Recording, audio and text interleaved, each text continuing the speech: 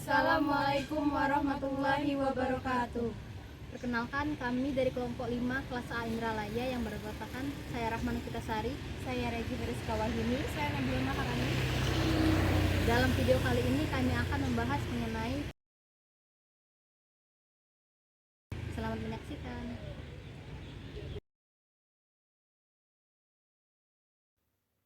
Tujuan pembelajaran, mahasiswa menguasai pondasi saintifik materi enzim restriksi dan vektor cloning gen. Alat yang digunakan handphone dan laptop. Prosedur proyek. 1. Mempelajari dan memahami pokok bahasan mengenai enzim restriksi dan vektor. 2. Menjelaskan mengenai enzim restriksi dan vektor. 3. Perekaman video dimulai dari pembukaan, penjelasan materi hingga penutup. 4. Pengeditan video hingga selesai. Materi singkat. Enzim restriksi adalah suatu enzim yang bisa memotong untaian DNA secara spesifik sesuai dengan urutan yang dikenalinya. Enzim restriksi endonuklease berfungsi untuk memutus ikatan gula fosfat DNA dan memotong nukleotida yang spesifik pada DNA. Oleh karena itu, enzim restriksi disebut sebagai gunting molekuler. Setiap enzim mempunyai sekuens pengenalan yang unik pada utas DNA. Biasanya sepanjang 4-6 pasang basa, enzim restriksi berbeda dengan enzim lainnya. Hal tersebut dikarenakan hanya enzim restriksi yang berfungsi untuk memutus ikatan gula fosfat DNA dan memotong nukleotida yang spesifik pada DNA dalam teknik rekayasa genetika. Sedangkan enzim ligase berfungsi untuk menyambungkan fragmen-fragmen DNA dengan cara membentuk ikatan diester antara dua nukleotida. Enzim restriksi merupakan suatu vektor. Vektor cloning merupakan suatu komponen pembawa gen yang dimasukkan ke dalam sel inang. Suatu vektor cloning harus memiliki bagian titik mula replikasi atau origins of replication yang memadai tempat dimulainya replikasi DNA. Gen seleksi marker yang membantu mengidentifikasi sel yang akan diubah dari sel aslinya.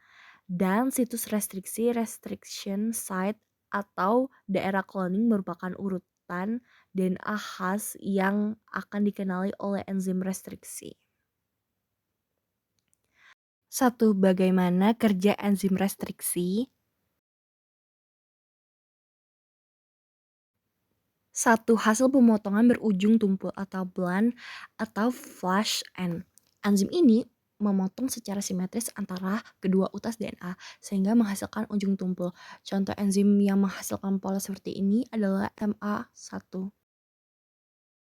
2. Hasil pemotongan berujung lancip atau lengket, sticky, atau cohesive ends. Pola seperti ini lebih mudah menempel atau annealing dengan pasangan DNA-nya karena adanya ikatan basa antara ujung-ujung yang menggantung. Ujung menggantung 5 aksen, enzim ini memotong secara asimetris pada situs pemotongan menghasilkan hasil pemotongan memanjang pada ujung 5 aksen. Contoh enzim yang menghasilkan ujung menggantung 5 aksen adalah BAMH1. Yang selanjutnya yaitu ujung menggantung 3 aksen. Enzim ini juga memotong secara asimetris pada situs pengenalan, namun menghasilkan hasil pemotongan memanjang pada ujung 3 aksen. Contoh enzim yang menghasilkan pola seperti ini adalah KPN1. 2. Jenis-jenis enzim restriksi yang biasanya digunakan dalam rekayasa genetika. 1. Enzim tipe 1 merupakan enzim yang kompleks multi-subunit kombinasi antara restriksi dan pemodifikasi yang memotong DNA pada area random yang jauh dari sisi pengenalan. Enzim ini secara biokimia mungkin banyak berfungsi dalam sel tetapi kurang menguntungkan untuk digunakan dalam percobaan di laboratorium. 2. Enzim tipe 2 memotong DNA pada posisi tertentu yang dekat atau berada di antara sekuen yang dikenalnya. Enzim ini menghasilkan fragmen-fragmen tertentu dengan pola pita-pita yang spesifik pada gel agarosa. Enzim tipe inilah yang dipakai untuk berbagai percobaan dalam analisis DNA dan cloning gen. Ketiga, enzim tipe 3 juga merupakan kombinasi restriksi dan enzim pemodifikasi. Enzim ini memotong DNA di luar sekuen yang dikenal dan memerlukan dua sekuen yang sama pada orientasi yang berlawanan pada untai DNA yang sama untuk dapat memotong. Enzim-enzim ini jarang menghasilkan potongan yang sempurna. 3. Apa fungsi vektor cloning dalam teknik rekayasa?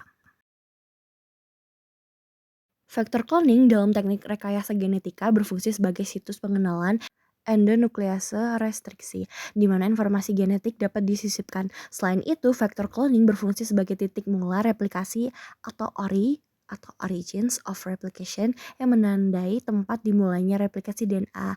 Gen seleksi atau selectable marker yang membantu mengidentifikasi sel yang akan diubah dari sel aslinya, dan situs restriksi atau restriksi site atau daerah cloning merupakan urutan DNA khas yang akan dikenali oleh enzim restriksi. 4. Ciri-ciri vektor yang dapat digunakan. Terdapat 9 ciri-ciri vektor yang dapat digunakan. 1. Stabil dalam sel inang. 2. Mengandung gen resistensi antibiotik tertentu sehingga memudahkan seleksi dari gen kombinan. 3. Memiliki titik ORI sebagai titik awal replikasi sehingga bisa bereplikasi atau multiplikasi sendiri. Dengan kata lain, plasmid tersebut dapat berbiak otonom serta dapat mengontrol replikasi sendiri. 4. Memiliki daerah restriksi atau MCS yang dapat dipotong dengan enzim restriksi endonuklease tertentu. 5. Berukuran kecil. 6. Dipotong pada situs tunggal oleh endonuklease restriksi. 7. Tidak dapat ditransfer dengan konjugasi. 8. Cirinya dengan mudah dideteksi. 9. Dengan mudah diisolasi dari sel. 5. Beberapa jenis vektor. Vektor dapat digunakan pada sel inang prokariot khususnya E. coli adalah plasmid, bakteriofag, cosmid, dan fosmid. Sementara itu, vektor YACS dan YOPS dapat digunakan pada Calmer, plasmid T, baculovirus, SV40, dan retrovirus merupakan vektor-vektor yang dapat digunakan pada sel eukariot tingkat tinggi. Kesimpulan.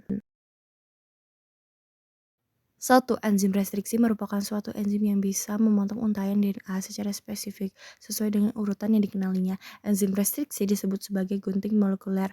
Enzim restriksi merupakan suatu vektor di mana vektor cloning merupakan suatu komponen pembawa gen yang dimasukkan ke dalam sel inang. 2. Jenis enzim restriksi yang digunakan dalam rekayasa genetika dapat dibedakan menjadi 3 tipe. Berdasarkan pada komposisi subunit, posisi pemotongan, spesifitas sekuen DNA, dan perlu tidaknya kofaktor.